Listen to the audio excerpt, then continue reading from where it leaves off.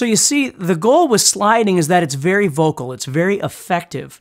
It takes sort of the robotics out of playing when you're just moving up back and forth with that position. Sliding, you know, we already know that there's only two ways you can get from one place to the next on the fretboard. It's to either pick your fingers up and move, or it's to slide.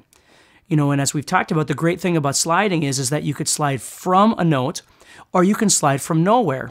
Again, kind of like an airplane landing. You're just kind of coming in and sliding back out. Okay? Or I can slide from a note. You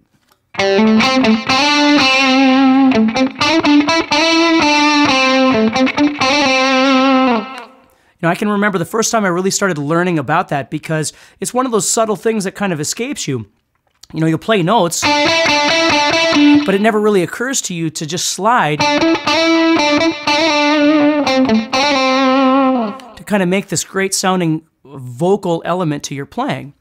So for me, the three main things that we've talked about that really need to be stressed from a vocal standpoint are slides, vibrato, and bending.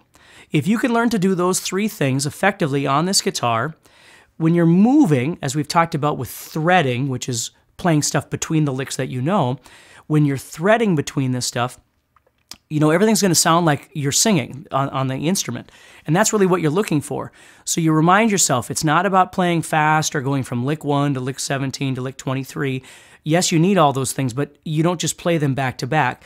You fill the spaces in between. You thread in between those licks with phrasing. And always remember, your phrasing doesn't have to be fast. Remember subtle things like, again, playing one note more than once, like a singer would. A singer doesn't just move all over the place. You know, when you're playing, then you can stop the phrase. Okay,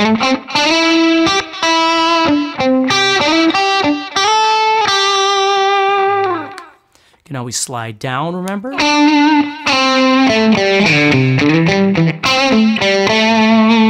Sliding is so awesome because if you really truly can see all 5 positions like we've talked about, you know, the whole fretboard is open to you. So you're no longer just looking at little segments across your fretboard that you use and then you don't use anything else. You literally can move anywhere you want.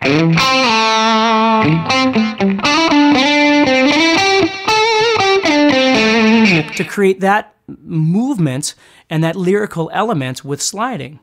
Then, of course, you start adding that with vibrato, which I've been using anyway, but remember, a nice smooth vibrato, that's what you're looking for. You know, you can decide how wide or how fast it's supposed to be, but it needs to be smooth. You know, don't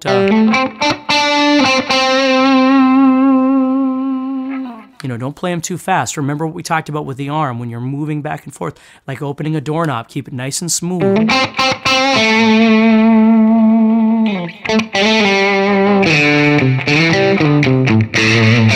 Okay? And then the last thing, of course, is our bends. And we've got a series of bends that we've already talked about. Half-step bends, whole-step bends, 3-fret bends, reverse bends or ghost bends. You know, those are all great things that you can use within the context of this. So if I'm playing, again, no licks, I'm just moving through.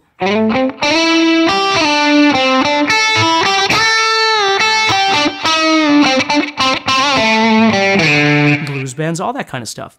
So now what I would do is I would take a rhythm. I've got my song, whatever I'm going to be playing over. I'm going to decide now with that beat that I'm playing or with that tempo that I'm playing, where am I at on that rhythmic balance beam? You know, can I do quarter notes? Can I do eighth notes? What can I do? So when I get inside here, instead of just trying to play all of these different things, I have to think rhythmically.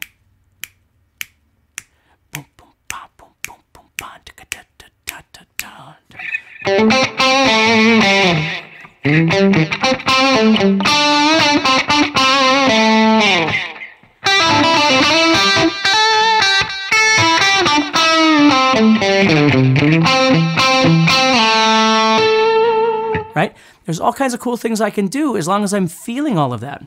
So basically what we've done so far is we've broken down the visual, which is your fretboard. We've broken down the technical, which are the exercises that we've done, the rhythmic exercises we've done, the strengthening exercises we've done. And then we've got our techniques, okay, our vocal techniques. We've got hammer-ons, pull-offs, slides, bending, vibrato, trills, all of these different kinds of things. And so the next segment, what we want to do is we want to start learning how to slowly piece all of these things together.